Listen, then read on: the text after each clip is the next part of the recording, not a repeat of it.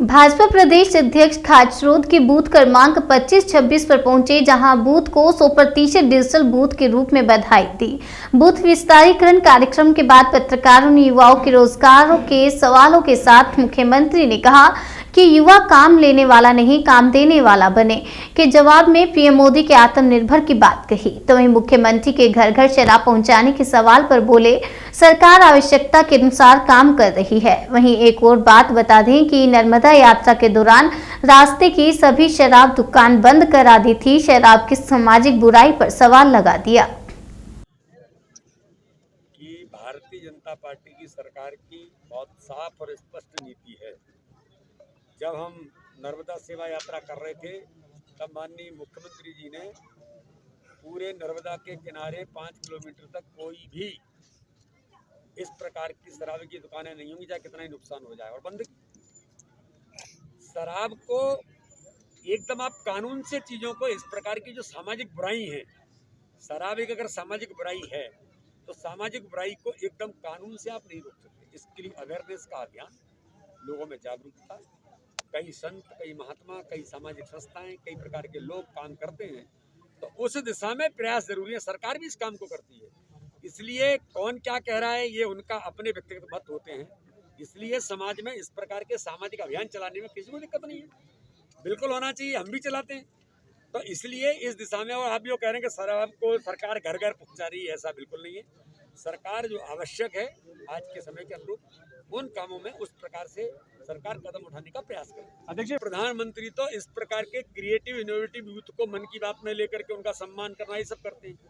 और देखिए, इस भारत के इतिहास में पहली बार कल मैं मिलने के लिए गया उन लोगों से जिनको पद्म श्री का अवार्ड मिला।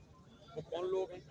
इंदौरी की हमारी बहन, जो आर्टिस्ट है, जो कभी कल्पना नहीं कर सकती, उसको प्रधानमंत्री ने पद्म श्री दिया।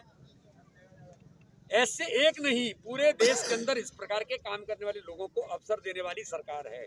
तो चाहे ऐसे नौजवान होंगे, चाहे ऐसे आर्टिस्ट होंगे, या इस प्रकार के और इनोवेशन करने वाले नौजवान होंगे, उन सबका सम्मान करने का काम हमारी सरकार भी करती है और भारतीय जनता पार्टी भी। तो आप कैसे कह रहे हैं मुझे तो पता नहीं, लेकिन जनता 15 महीने जरूर त्रस्त थी।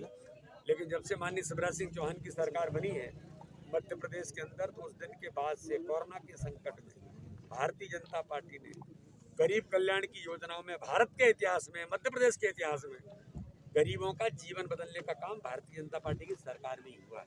संगठन में त्रस्त कहना, ये शब्द मुझे लगता है ठीक नहीं। अध्यक्ष, संगठन में अध्यक्ष जी जिस प्रकार युवाओं को मौका दिया है, ये जो हमारा समर्पण का वर्ष, संगठन के पर्व का वर्ष है, इसमें हम लोग अपने बूथ को सक्षम बनाने के अभियान में सार्थक साबित होने का एक व्यापक अभियान जो आपको दिखाई दे रहा है, उस दिशा में हम लोग आगे बढ़ रहे हैं, धरातल तक पहुंचे।